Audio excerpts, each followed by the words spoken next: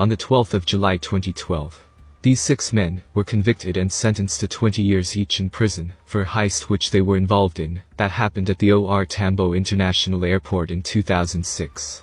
It only took 25 minutes for these 6 men, along with 9 others who were never found, to storm a South African Airways plane holding AK-47 rifles, held up guards and police, and helped themselves to bags of foreign and local currency that had been flown in from England. Within these 25 minutes, these men managed to make off with over 100 million rands, in what was a clean job, as no shots were fired, and there were also no injuries to both the gunmen and the airport staff. Only a few hours after this heist happened, police would go on and arrest 2 foreign nationals and 3 senior managers of the airport.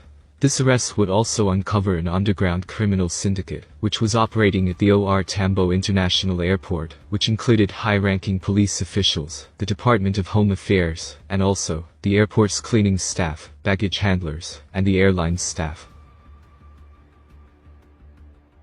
The conviction came after a trial which lasted for over 6 years, with more than 50 postponements and 57 testimonies from state witnesses. 3 of the convicted men were already serving life sentences. 2, for an unrelated armed robbery case, which involved them bombing and robbing a G4S truck, while the other was already serving 20 years for the murder of witnesses.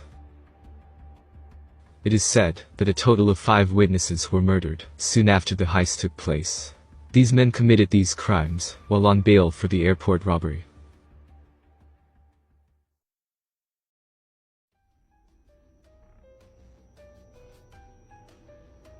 It was on a Tuesday night, at exactly 7:20 p.m., when what appeared to be a police van pulled up at a restricted access gate within the Tambo Airport. This police van was closely followed by a white Ford Focus. Both vehicles had their sirens and blue lights activated. Inside these 2 cars were a total of 15 men, who were all carrying AK-47 machine guns. Some of these men, the ones who were inside the police van, were wearing full police uniforms. They were also armed. 2 of those who were in the Ford Focus had managed to get official airport security badges, which would have allowed them to get in freely, but when they were asked by the airport security to validate their credentials, the men produced firearms, rounded up security staff in the security checkpoint, and ordered them to lie on the floor. Then, the gang would split into 2 groups, with the men who were wearing police uniforms holding up the restricted access gate so that no one can be able to get inside or exit the airport, while the others proceeded towards the restricted gate, Gate 1. Gate 1 of the airport was the entrance where large amounts of money, whether local or in foreign currency, was transported in and out of the airport. The men who were inside the restricted area would then attack and stop the airport security guard force personnel, who were transporting bags of money from an awaiting South African Airways flight, which had just arrived from London. No shots were fired, and also, no injuries occurred. A source within the Hawks who was investigating the attack described the heist as a slick operation, saying they went for a certain number of boxes. The robbers were told to look for specific and grab certain containers. They clearly had good info. They knew how to get in and out the airport, what time the plane would arrive, and which exits to use. Within minutes they were gone, clear of the airport. It only took these 15 men 25 minutes to walk out the Tambo International Airport with bags of money which had over 100 million rands cash inside them. The money was in numerous foreign currencies, mostly in US dollars. It was being stored at the cargo section of the airport, where high-value and high-risk cargo such as gold, diamonds, and weapons are stored. A man named Musa, who was the airport's parking controller, was recruited by the gang to ensure the aircraft the gang intended to rob parked close to the exit gate. Then, 25 minutes after arriving at the airport, the police van and the Ford Focus exited through the same point of entry at exactly 7:45 p.m.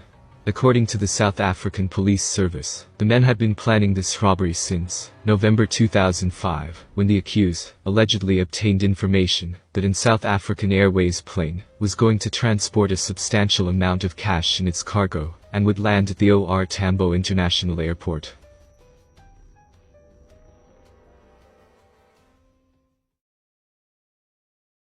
Within a few hours after the heist had happened, the South African Police Service would go on and arrest 2 foreign nationals while they were trying to leave the country at the Beitbridge border post near Zimbabwe.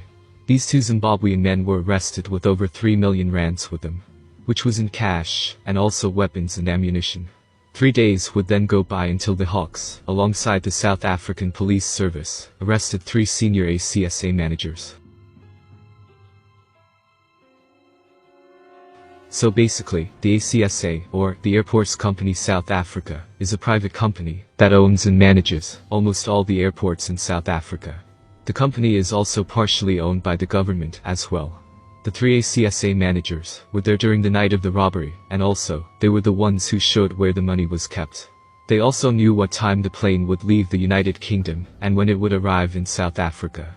They were also the only ones who had access to restricted zones at the airport. The ACSA would later suspend their aviation licenses upon their arrest.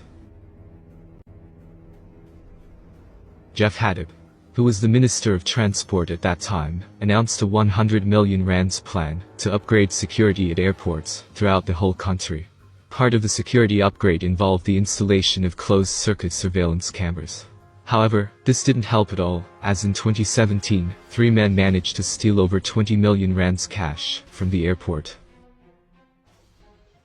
3 months after arresting the people involved in the July 2006 heist, the South African Police Service would also be able to track down the money and be able to recover about 90 million rands.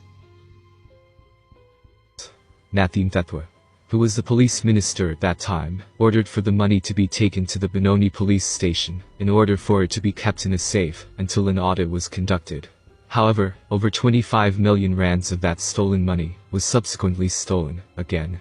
Several years later, in July 2013, Nathi Mthethwa was ordered by the Johannesburg High Court to pay an amount of over 40 million rands to a British company for his involvement.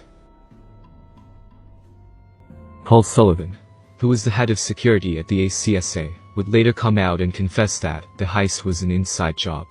O'Sullivan also claimed that, during his time as head of security at the ACSA, he uncovered an underground criminal syndicate, which was operating at the Johannesburg airport, which included high-ranking police officials, customs, immigration and security officials, as well as cleaning staff, baggage handlers, and airline staff.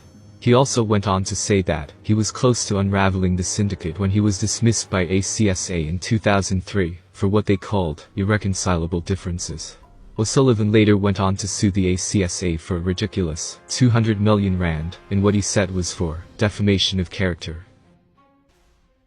Just only 6 of the 15 men who were involved in the 100 million rand heist were later found guilty at the Johannesburg High Court.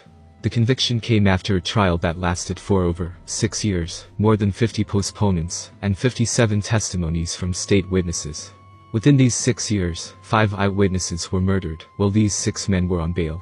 2 of the convicted men were already serving life terms for unrelated armed robberies, while another was serving 20 years for murder of state witnesses.